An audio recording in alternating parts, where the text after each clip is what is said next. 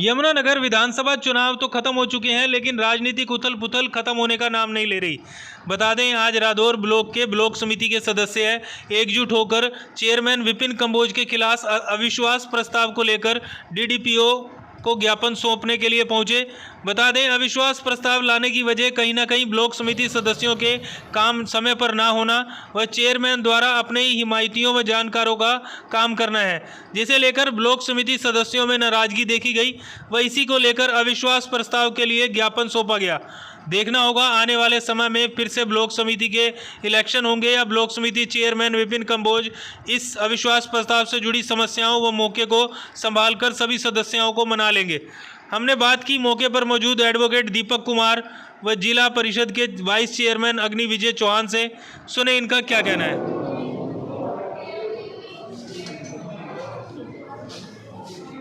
ज्ञापन दिया है, ब्लॉक समिति मेंबर अविश्वास प्रस्ताव लेकर आए, क्या है ये पूरा मामला?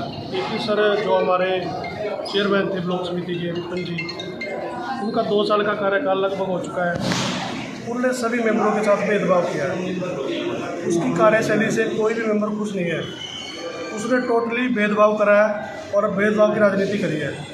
जब उसको एक बार इलेक्ट कर दिया था, उसको सबको समान रूप से समझना चाहिए था। आज ये नौबत क्यों आई है? ये नौबत इसलिए आई है क्योंकि जितने भी मेंबर हैं वो भी चुन के गए हुए हैं। गाँव वालों ने चुना के उनको चुन के भेजा हुआ है। लेकिन जब गांव में कोई काम नहीं होगा, कोई विकास कार्य नहीं होगा, तो क्या करेंगे फिर मेंबर किस पे अपना वो दिखाएंगे? आज जो उसके खिलाफ नो कॉन्फिडेंस हम अविश्वास प्रस्ताव पास लेके आए हैं।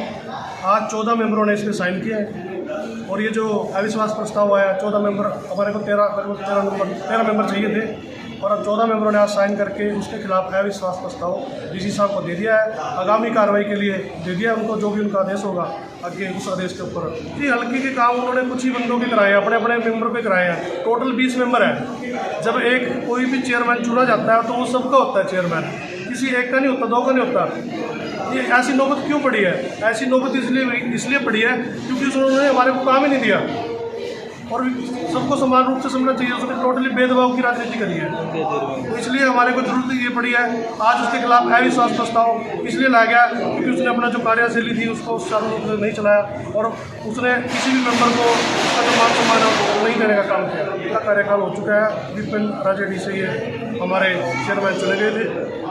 क्या नाम बताया सर? विपिन साहब। तो कितने टाइम तक रहे वो चेयरमैन? सर, ये लगभग 2 साल का कार्यकाल इनका हो गया। वो अब लगभग कहते हैं कि ब्लॉक समिति के जितने भी सदस्य हैं उनमें से 14 सदस्य जो हैं वो अविश्वास प्रस्ताव ले आए विपिन जी के लिए। इसमें सर 20 मेंबर है टोटल, जिसमें से एक मेंबर हमारा बाहर चला गया है। टोटल अब 19 मेंबर बचे हैं। 19 में से 14 मेंबरों ने आज अविश्वास प्रस्ताव पर साइन किया है। धन्यवाद। डीसी साहब को दे दिया हमने। आगे जो भी आगामी कार्रवाई होगी वो डीसी साहब बता देंगे हमें। ठीक है सर। जी सर, आज आप सभी लोग पहुंचे थे आज अविश्वास प्रस्ताव लेकर के, क्या मामला है राणा जी? देखिए, हमें तो पता नहीं था कि क्या चल रहा है ब्लॉक समिति में। भाई यार सारे के सारे, कल मेरे ख्याल है कल की बात है, परसों सारे के सारे आए और एक ये डेमोक्रेटिक प्रणाली है, डेमोक्रेटिक कंट्री में हम लोग जी रहे हैं।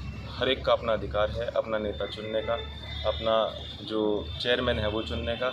अब ये लोग जब सारे के सारे मेजॉरिटी में आए तो जो डेमोक्रेटिक प्रणाली का जो एक प्रक्रिया है उसको फॉलो करते हुए इन लोगों ने आज अपना अविश्वास दिया है। बाकी आगे की जो कार्रवाई है वो डीसी साहब करेंगे और फिर उसके बाद देखा जाएगा जो कुछ। कहीं ना कहीं ब्लॉक समिति के 20 मेंबर है, जिसमें से 14 मेंबर तो इसी पक्ष में हटाने के, तो कहीं ना कहीं ये मान लें कि उनका चेयरमैन पे विश्वास नहीं रहा, उसे हटाने की मांग कर रहे हैं। देखिए ये इनका सबका मेंबर्स का राइट है, ये इनका अधिकार है जो कि ना इनसे कोई छीन सकता। इन लोगों का स्वेच्छा थी कि इस तरीके से हमको अपना जो चेयरमैन है उसके खिलाफ अविश्वास लाना है, तो ये सारे के सारे आज इन्होंने डीडीपीओ साहब से और डीसी साहब से मिलके इन्होंने अपना ज्ञापन दिया है और अविश्वास की कार्रवाई अब शुरू होगी। कहीं ना कहीं मान ले आने वाले दिनों में नए चेयरमैन जो होंगे उनके दर्शन होंगे। देखिए, अब चुनाव में कौन जीतता है कौन हारता है किसको पता, ये तो हम डिसाइड नहीं कर सकते ना। ये तो एक ये है, ज्ञापन दिया है सारे लोगों ने कि बदलाव के लिए ज्ञापन दिया है।